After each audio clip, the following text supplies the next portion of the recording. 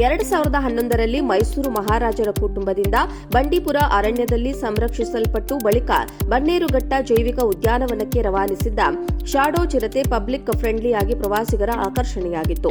ಹೀಗಾಗಿಯೇ ಮುಂಜಾಗ್ರತಾ ಕ್ರಮವಾಗಿ ಬಂಡೀಪುರದಿಂದ ಬೆಂಗಳೂರು ಹೊರವಲಯದ ಬನ್ನೇರುಘಟ್ಟ ಜೈವಿಕ ಉದ್ಯಾನವನದ ರೆಸ್ಕೋ ಕೇಂದ್ರದಲ್ಲಿ ಹೆಣ್ಣು ಚಿರತೆ ಶಾಡೋವನ್ನು ಇರಿಸಲಾಗಿತ್ತು.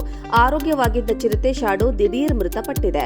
ಚಿರತೆ ಸಾವಿಗೆ ಬನ್ನೇರುಘಟ್ಟ ಜೈವಿಕ ಉದ್ಯಾನವನದ ಅನುಭವಿ ವೈದ್ಯರು ಮತ್ತು ಅಧಿಕಾರಿಗಳ ನಡುವಿನ ಭಿನ್ನಾಭಿಪ್ರಾಯಗಳು ಕಾರಣ ಎಂದು ಪ್ರಾಣಿ ಪ್ರಿಯರ ಆರೋಪವಾಗಿದೆ.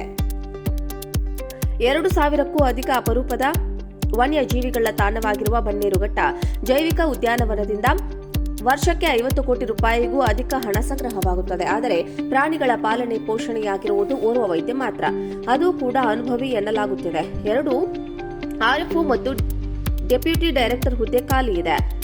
ಡಿಆರ್ಎಫ್ಒಗಳಿಗೆ ಹೆಚ್ಚುವರಿ ಜವಾಬ್ದಾರಿ ನೀಡಿ ಒತ್ತಡದಲ್ಲಿ ಕೆಲಸ ಮಾಡಿಸಲಾಗುತ್ತದೆ. ಅಲ್ಲದೆ 2024-25ನೇ ಸಾಲಿನಲ್ಲಿ 15 ಕೋಟಿಗೂ ಅಧಿಕ ಹಣವನ್ನು ಕಚೇರಿ ಸೇರಿದಂತೆ ಅನಗತ್ಯ ಕಾಮಗಾರಿಗಳಿಗೆ ಹಣ ದುರ್ಬಳಕೆ ಮಾಡಲಾಗುತ್ತಿದೆ ಎಂದು ಹೇಳಲಾಗಿದೆ.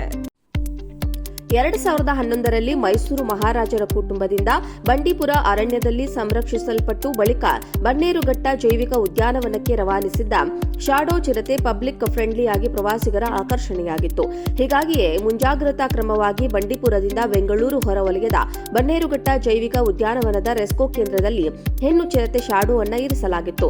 ಆರೋಗ್ಯವಾಗಿದ್ದ ಚಿರತೆ ಶಾಡೋ ದಿಢೀರ್ ಮೃತಪಟ್ಟಿದೆ. ಚಿರತೆ ಸಾವಿಗೆ ಬನ್ನೇರುಘಟ್ಟ ಜೈವಿಕ ಉದ್ಯಾನವನದ ಅನುಭವಿ ವೈದ್ಯರು ಮತ್ತು ಅಧಿಕಾರಿಗಳ ನಡುವಿನ ಭಿನ್ನಾಭಿಪ್ರಾಯಗಳು ಕಾರಣ ಎಂದು ಪ್ರಾಣಿ ಪ್ರಿಯರ ಆರೋಪವಾಗಿದೆ.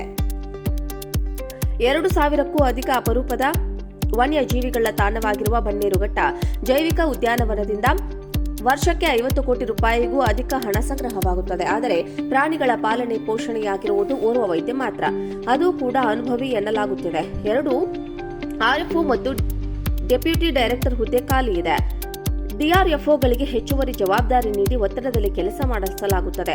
ಅಲ್ಲದೆ 2024-25ನೇ ಸಾಲಿನಲ್ಲಿ 15 ಕೋಟಿಗೂ ಅಧಿಕ ಹಣವನ್ನು ಕಚೇರಿ ಸೇರಿದಂತೆ ಅನಗತ್ಯ ಕಾಮಗಾರಿಗಳಿಗೆ ಹಣ ದುರ್ಬಳಕೆ ಮಾಡಲಾಗುತ್ತಿದೆ ಎಂದು ಹೇಳಲಾಗಿದೆ. 2011ರಲ್ಲಿ ಮೈಸೂರು ಮಹಾರಾಜರ ಕುಟುಂಬದಿಂದ ಬಂಡೀಪುರ ಅರಣ್ಯದಲ್ಲಿ ಸಂರಕ್ಷಿಸಲ್ಪಟ್ಟು ಬಳಿಕ ಬನ್ನೇರುಘಟ್ಟ ಜೈವಿಕ ಉದ್ಯಾನವನಕ್ಕೆ ರವಾನಿಸಿದ್ದ ಶಾಡೋ ಚಿರತೆ ಪಬ್ಲಿಕ್ ಫ್ರೆಂಡ್ಲಿ ಆಗಿ ಪ್ರವಾಸಿಗರ ಆಕರ್ಷಣೆಯಾಗಿತ್ತು. ಹೀಗಾಗಿಯೇ ಮುಂಜಾಗ್ರತಾ ಕ್ರಮವಾಗಿ ಬಂಡೀಪುರದಿಂದ ಬೆಂಗಳೂರು ಹೊರವಲಯದ ಬನ್ನೇರುಘಟ್ಟ ಜೈವಿಕ ಉದ್ಯಾನವನದ ರೆಸ್ಕೋ ಕೇಂದ್ರದಲ್ಲಿ ಹೆಣ್ಣು ಚಿರತೆ ಶಾಡೋವನ್ನು ಇರಿಸಲಾಗಿತ್ತು. ಆರೋಗ್ಯವಾಗಿದ್ದ ಚಿರತೆ ಶಾಡೋ ದಿಢೀರ್ ಮೃತಪಟ್ಟಿದೆ. ಚಿರತೆ ಸಾವಿಗೆ ಬನ್ನೇರುಘಟ್ಟ ಜೈವಿಕ ಉದ್ಯಾನವನದ ಅನುಭವಿ ವೈದ್ಯರು ಮತ್ತು ಅಧಿಕಾರಿಗಳ ನಡುವಿನ ಭಿನ್ನಾಭಿಪ್ರಾಯಗಳು ಕಾರಣ ಎಂದು ಪ್ರಾಣಿ ಪ್ರಿಯರ ಆರೋಪವಾಗಿದೆ.